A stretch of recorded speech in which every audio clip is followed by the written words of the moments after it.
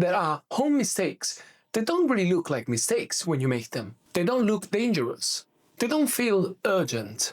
Some of them are even praised as good design. But years later, these are the decisions people mention to me quietly, definitely not proudly, when they say things like, "I didn't think it would be this hard." Stay with me because the first few mistakes are the ones people feel in their body. And the last one is the main reason many people stop enjoying their own home.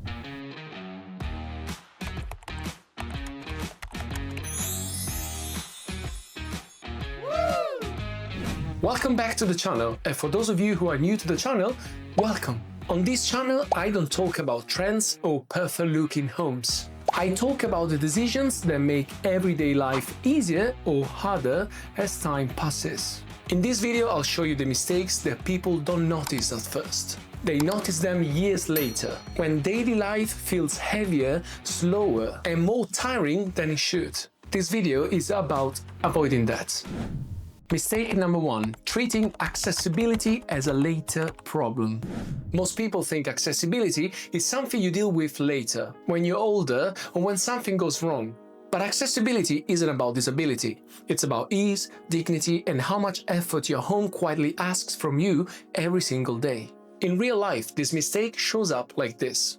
A small step at the front door that feels fine until you're carrying shopping, luggage, or a sleeping child. A staircase designed for speed with steep rises nowhere to pause. A bathroom that works only when you're at full strength. Raised shower lips, slippery floors, toilets boxed into corners. A kitchen that assumes unlimited energy. Daily items stored too high, heavy drawers too low. Corridors treated as leftover space, forcing constant twisting and adjustment. You just get tired faster than expected, and you don't know why. So here's what I would do instead as an architect. Design for ease first, not emergency. Design for level or gently ramped thresholds. Opt for stairs with comfortable risers, continuous handrails, and places to pause. Consider using step-free showers, non-slip floors, and generous clearances. Remember that storage should be placed between waist and shoulder height. Think about circulation that allows the body to move naturally without effort. Good homes assume tired days will come sooner or later and support them correctly. Mistake number 2, designing only for right now. Most homes are designed around who someone is today. Current energy, current routines, current identity. It feels logical. Why designing for a life that you're not living yet? But life rarely changes suddenly. I mean, it does sometimes. Mainly, it shifts slowly. These are the instances where this mistake shows up. The open plan space that once felt exciting becomes overwhelming. A home office designed for full-time work sits unused, but can become anything else. A guest room stays frozen as a guest room, even when you'd rather have a place to rest, read, or create. Rooms feel oddly mismatched to how you actually live now. Your house hasn't failed, it's just stuck in the past. Here's what I do instead. Design rooms for flexibility, not fixed identities. Use neutral service layouts so spaces can change function. Avoid over-specialized joinery.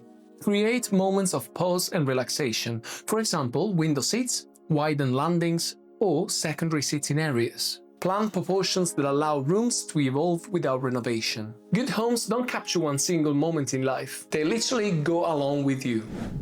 Mistake number 3, chasing openness at all costs. Open plan homes are praised endlessly. Don't get me wrong, they do look modern, feel generous, and photograph beautifully. But openness without a structure has a cost. Over time, this mistake feels like noise that never stops.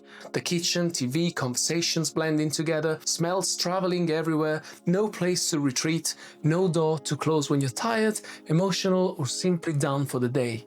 This is when people say, "I love my home, but I can't relax in it anymore." That's not about taste or wrong trends. It's about missing boundaries. Here's what I do instead. Design openness that can be controlled. Introduce zones based on activity, not aesthetics. Use sliding doors or panels. Design for acoustic separation, not just visual flow. Create clear hierarchies between cooking, living, working, and resting. Openness should expand and contract with life, not overwhelm it. Mistake number 4, ignoring daily friction. This mistake never appears in magazines, but it wears people down way faster than anything else. Daily friction shows up as doors that open the wrong way and block furniture, cupboards you have to step back from to open, light switches that aren't where your hand expects them to be, indirect routes between kitchen, bathroom and bedroom, stairs added because they fit the plan, not because they're needed. Nothing feels dramatic, but every day requires more effort than it should. Here's what I would do instead. Design circulation first, not last. Align doors with natural movement. Place switches where hands instinctively go. Create direct paths between daily use spaces. Add vertical movement only when it adds value. I truly believe that great design removes friction you didn't even realize you were compensating for. Mistake number 5. Oversizing impressive spaces. Big spaces feel like success. Large kitchens, huge living rooms, long distances between everyday activities. At first, it looks luxurious. Later, space turns into work. Normally, this mistake shows up as more walking just to make tea, more cleaning for rooms you barely use, furniture floating awkwardly because the room is bigger than your life, spaces that feel empty instead of comforting. Well, thanks to this mistake, every day requires way more energy than it should. Here's what I would do instead. Design spaces around use, not spectacle. Create compact, well-proportioned rooms. Size kitchens for how often you cook, not how they photograph, okay? Design living rooms to feel held and comfortable, not endless. Better proportion beats bigger space every time. Mistake number 6. Designing for resale, not for life. Many people design their homes or redesign them with one thing in mind. Maybe one day we can sell it at a premium price. So what they do, they play it safe. Let me be a bit more clear on this one. This mistake generally shows up as generic layouts, avoided comforts, reluctance to personalization, a constant feeling of being slightly temporary. People live for years in homes designed for someone else. Here's what I do instead. Design for the life you are actually living now. Prioritize comfort, usability, and joy. Understand that well-lived homes sell better than generic ones. Allow personality into layouts, not just the finishes. You can repaint walls, but you can't get back years of discomfort, can you? Mistake number 7. Designing rooms that do only one thing. Highly specialized rooms feel luxurious at first. Formal dining rooms, rarely used guest suites, offices built for one routine only. Then guess what? Life changes. Rooms sit unused, spaces feel awkward, square footage turns into storage instead of life. Here's what I do instead. Design rooms with flexible proportions. Allow rooms to support multiple functions.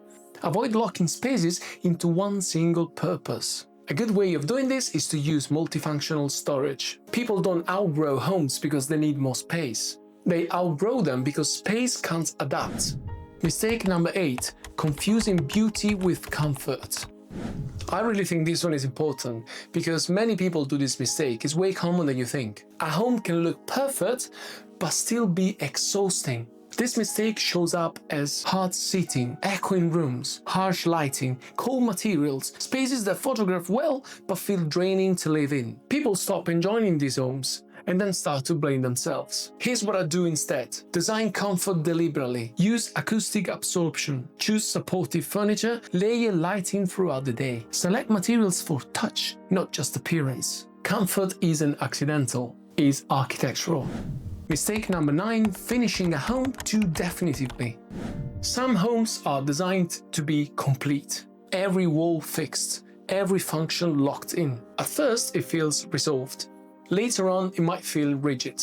This mistake shows up when small changes feel expensive. Adjustments feel impossible. Life shifts become disruptions. Here's what I do instead. Leave room for evolution. Use non-structural partitions. Design adaptable service layouts. Anticipate future change instead of resisting it. Homes should change, not fossilize. Mistake number 10. Designing a home that can't change with you. This is where everything I said before connects. When a home can't adapt, people don't change the house, they change themselves. They stop using rooms, avoid stairs, shrink daily routines, lower expectations. Not because they want to, but because adapting the home feels overwhelming for them. So here's what I do instead. Design homes that support expansion and contraction of your life. Allow spaces to change without major intervention. accept that life is dynamic, and design accordingly. Thanks for watching the video. Now I want to genuinely know from you, which of these mistakes do you recognize in your home, or maybe in homes that you lived before? Your stories help people realize they're not imagining things. Check out also the other videos about home mistakes. I'll link them here and in the video description. And if you know someone who cares about their home or their future comfort, share this video with them.